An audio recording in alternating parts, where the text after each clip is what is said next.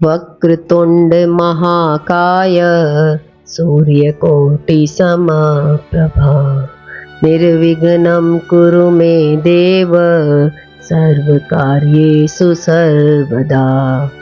गुरु भगवान को नमन है। देखिए, जब भी हम कोई शुभ कार्य करते हैं तो सबसे पहले गणपति जी को प्रणाम किया जाता है, उनका गुणगान गाया जाता है। सारे विघ्नों को दूर करने वाले गणेश जी हैं। सबसे पहले उन्हीं को याद किया जाता है। क्या कारण है?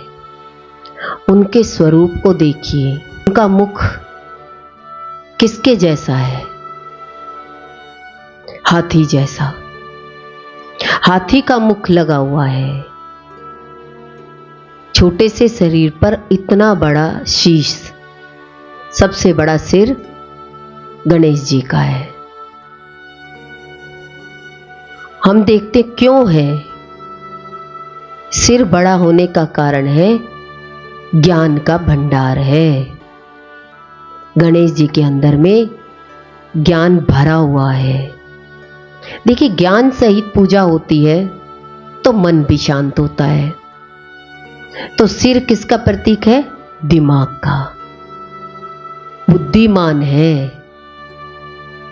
बुद्धि से चलते हैं। कहते हैं इनका गुणगान गाते हैं तो बुद्धि परिपक्व हो जाती है, तेज हो जाती है, शार्प हो जाती है। उनके सिर पर बहुत बड़े 2 कान हैं। वो कान किसके प्रतीक हैं? पंखे की तरह आंख के आगे झूलते हैं कि दृष्टि इधर उधर ना जाए। एकाग्रता के प्रतीक है कि हमारा ध्यान, आंखों का ध्यान हमारी एकाग्रता में रहे, इधर उधर ना देखे। हमारी संगत अच्छी हो। क्या अच्छी हो?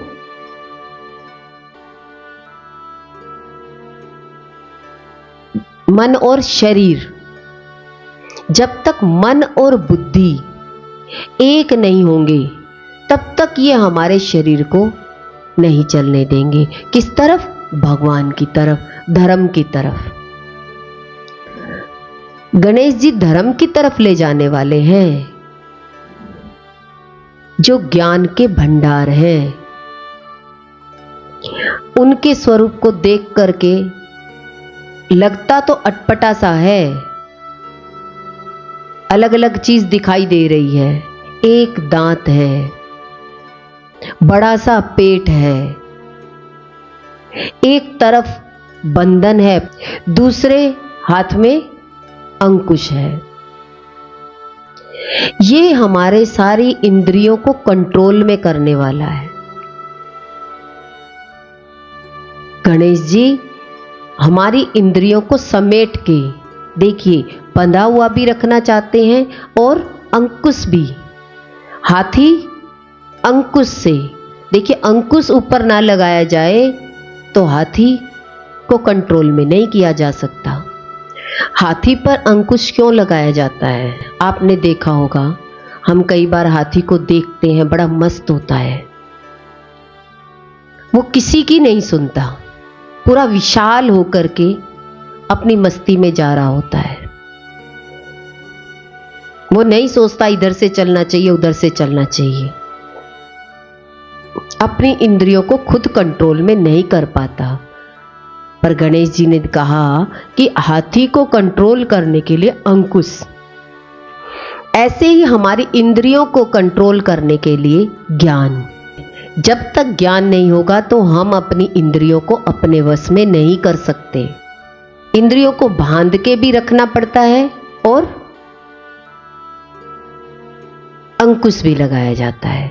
कहीं तो खुली छोड़ी जाती है, यहां काम करना है, शरीर से बहुत मेहनत करनी है, और कहीं इस शरीर को बचाया जाता है, अंकुश लगाया जाता है, यहां शरीर से जाना ठीक नहीं है, यहां अपनी इंद्रियों को समेट के रखना है। इसलिए कहा गणेश जी की अगर हम पूजा पाठ कुछ करते हैं, भक्ति करते हैं, तो सबसे पहले वो हमें बुद्धि देते हैं, और बुद्धि से हमारे अंदर में तर्क आ जाता है। तर्क कौन करता है? देखिए, चूहे की सवारी है। चूहा क्या करता है? काटता है। ऐसे ही जब हम ज्ञान सुनते हैं तो हम अपने आप की गलतियों को काट पाते हैं। तो संसारी व्यक्ति देखिए, तर्क करता रहता है पर विज्ञान में तो सफल हो जाएगा, संसार में सफल हो जाएगा काटते काटते, पर ज्ञान में तो तर्क नहीं। ज्ञान में क्या चाहिए? ज्ञान में अपने अंदर में काटना नहीं, समझना है। पर चूहा तो कुतर रहा है, सब कुछ काट देता है। हम ज्ञान को काटते हैं या संसार को काटते हैं? पर चूहा बनाया इसलिए गया कि आप तर्क करके अपनी बुद्धि से गलतियों को काटते जाओ और ज्ञान को प्रकट करते जाओ। जैसे आपने देखा होगा कि एक कंप्यूटर है। कंप्यूटर किससे चलता है? माउस से। कंप्यूटर से सारा ज्ञान कौन निकाल के देता है आपको? बिना माउस के कोई ज्ञान नहीं निकल सकता। ऐसे ही हमारे जीवन में हम अगर अपनी बुद्धि को तर्क से लेके चलेंगे तो आत्मज्ञान तो प्राप्त नहीं होगा, पर हां, आप संसार के बहुत बड़े आदमी बन जाएंगे, ऊंचाइयों को छू लेंगे, पर आत्मज्ञान प्राप्त नहीं होगा। आत्मज्ञान के लिए तर्क नहीं, आत्मज्ञान के लिए समर्पण।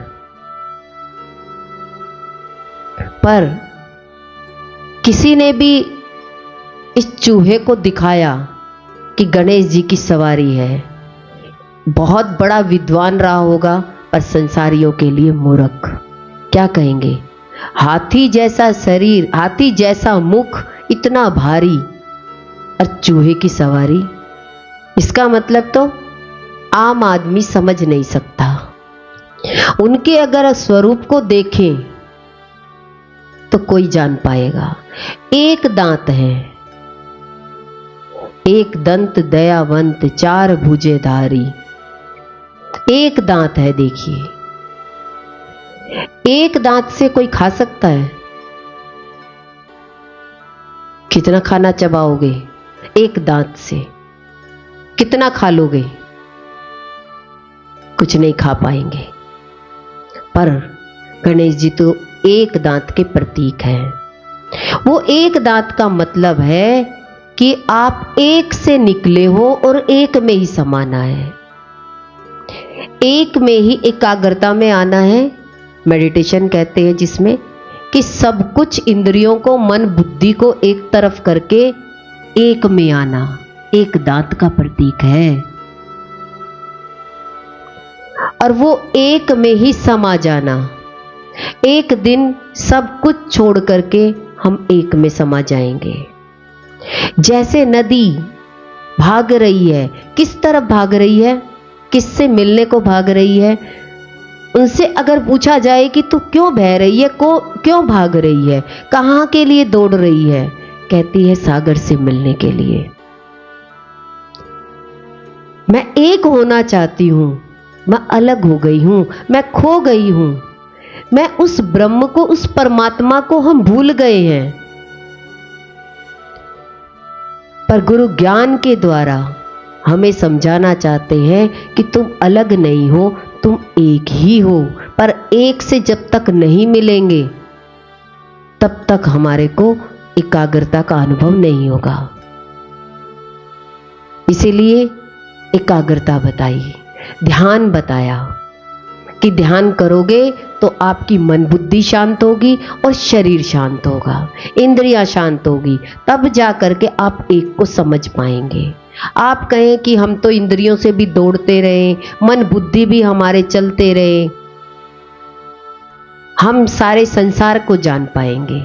नहीं, ये असंभव है। आप उस एक को मिलकर ही, उस एक से मिलकर ही आप एक को जान पाएंगे।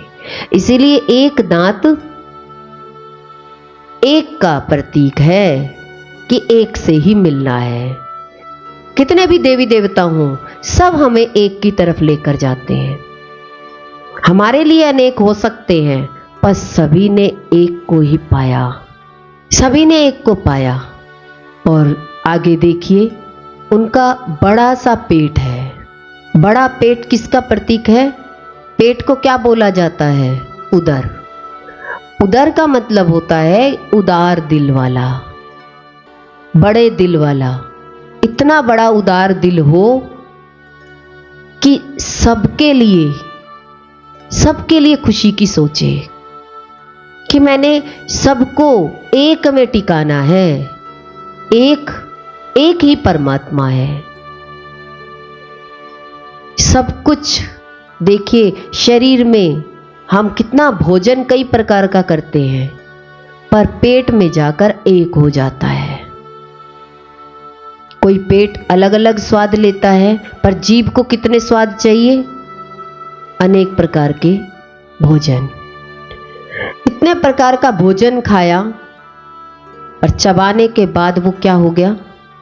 एक हो गया। पेट में एक होकर गया। तो बड़ा पेट क्या कहलाता है? कि सबने सारी चीजों को मिला करके एक कर दिया, एक जूस बना दिया, और वो जूस सब में बांट दिया। एक रस होके सब में बट गया। वो हमारी नस नाड़ियों में, हड्डी मांस मज्जा में परिवर्तन हो जाता है। इसलिए उनके जितने भी अंग हैं वो ज्ञान के प्रतीक हैं। जो सांप की तरह दिखाई देता है, अहंकार का प्रतीक है। पर अहंकार आपको बार बार जगाता है। क्या करता है? अहंकार आपको क्या करता है? बार बार जगाता है, जागृत अवस्था में लाता है। जब हम जाग जाते हैं तो हम गणेश जी को पहचान जाएंगे। इनके अलग अलग रूप दिखाई देते हैं, अंग अलग अलग दिखाई देते हैं, पर वो सब ज्ञान से भरे हुए हैं। मोदक देखिए, इनको अच्छा क्या लगता है? मोदक।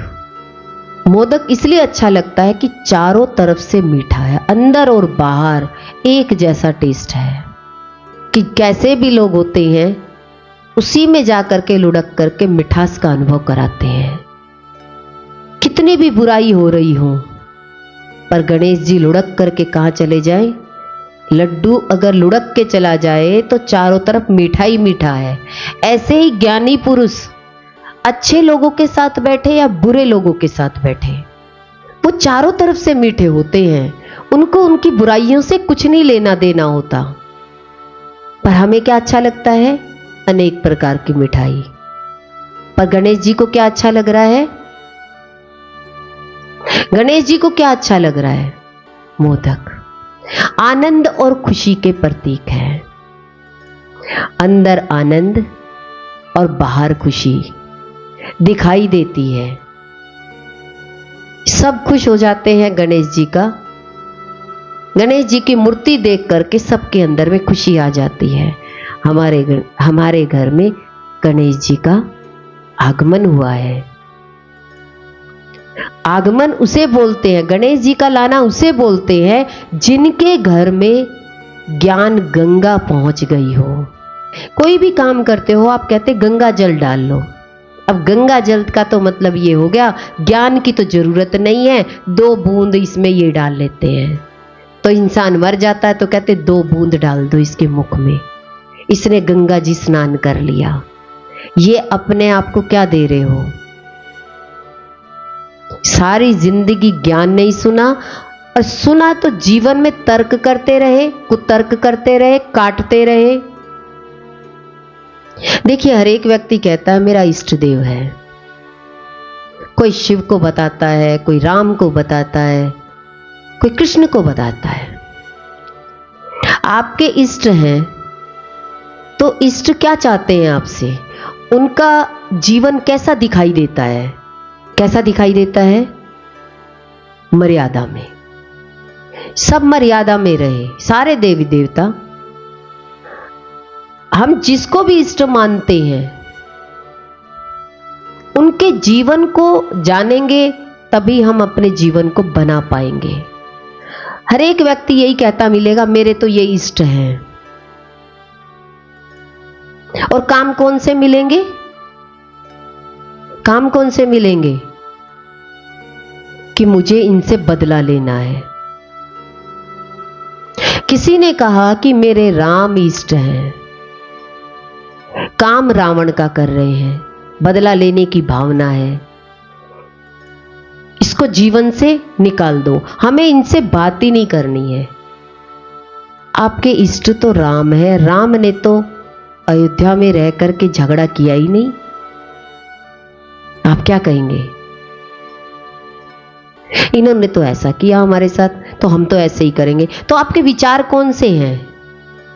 विचार तो आपके दुर्योधन के हैं, पर दुर्योधन ने कृष्ण की पूजा करी? वो कृष्ण को पूजता था, उसके लिए कृष्ण दुश्मन था, तो उसने कभी भी कृष्ण को नहीं पूजा। ऐसे ही हर एक व्यक्ति एक ही बात बोलता है, मेरे ये इष्ट हैं, पर उसका व्यवहार कैसा मिलेगा? बदले की भावना वाला। आप अपने इष्ट के ही ऑपोजिट चल रहे हो, आपको अपने इष्ट के प्रति ईमानदारी नहीं है, तो फिर आपका बड़ा कौन हुआ?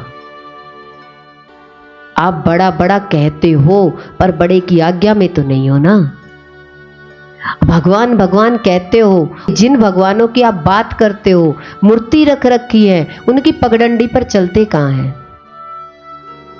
राम जी को तो कोई लालच नहीं था, अयोध्या नगरी मुझे मिले, चल पड़े 14 वर्ष के वनवास के लिए। ये नहीं कहा मुझे लालच है, मेरी सीट मुझे मिलनी चाहिए, मेरा है अधिकार।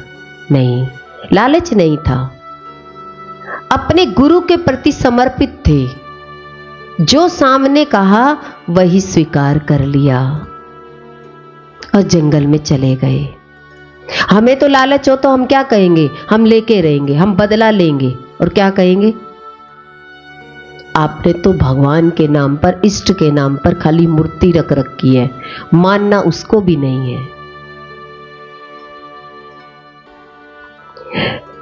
देखिए, गुरुद्वारे में तो बड़े बड़े मोटे मोटे अक्षरों में लिखा हुआ है, नानक दुखिया सब संसारा, सोई सुखिया जिस नाम आधार। नाम किसी ने नहीं ले रखा, पर उल्टे सारे चलते हैं। सबको संसार चाहिए वहां बैठ के।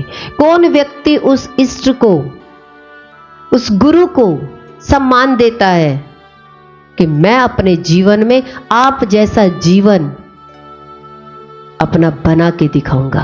कौन है? सब अपने इष्ट के ही प्रति उल्टे चलते हैं। आप कहेंगे हमारे ये कुल गुरु हैं। कुल गुरु तो चाहते क्या है आपसे?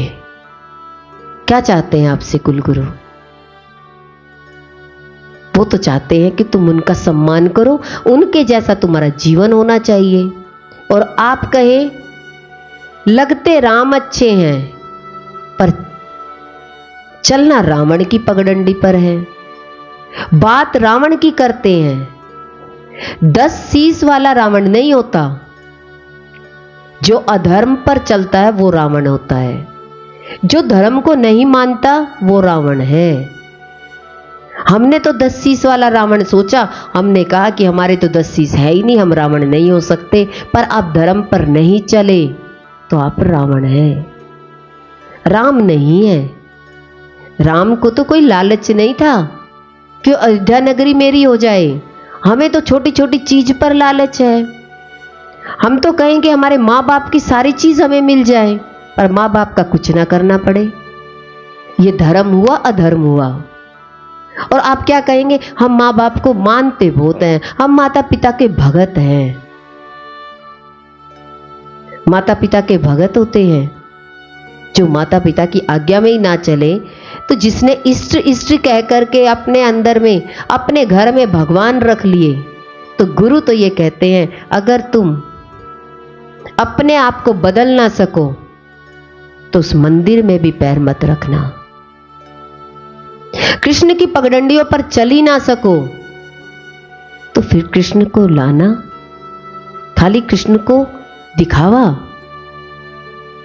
हम सबसे पहले अपने आप को देखें कि क्या मैं दिखावा कर रहा हूं भगवान के नाम पर। राम जी ने दिखावा नहीं किया, नहीं था उनके अंदर में लालच, वो चल पड़े वनवास के लिए।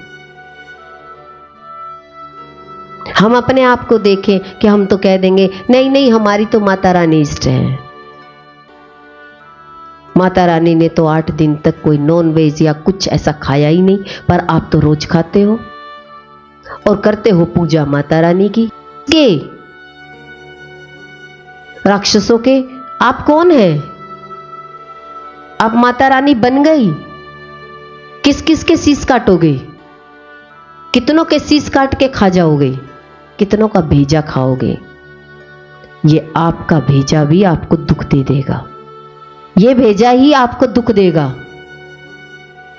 फिर मत कहना कि मेरे दिमाग से विचार शांत नहीं हो रहे हैं। कैसे शांत होंगे? माता रानी जब शीश काट रही थी तो शांत नहीं हुई थी, भगवान को आना पड़ा था। भगवान आए, आपके पास कौन आएगा? आपके पास कौन आएगा? कौन से भगवान को पुकारोगे? उस मां ने तो इतनी तपस्या करी थी, आप तो बिना तपस्या के राक्षसों को कह रहे हैं हम मार रहे हैं। पर जब आपको मारने वाला कोई पैदा हो जाएगा तो बचाने वाला कोई नहीं आएगा। समझ करके भोजन करना चाहिए। जब तुम्हारा कोई भोजन करेगा, तुम्हें जब कोई काटेगा, तो सोच लेना आपके सामने भी आपको बचाने वाला कोई नहीं होगा। क्योंकि हम धर्म पर चले ही नहीं, बिना धर्म के हम किस राक्षसों को मारेंगे?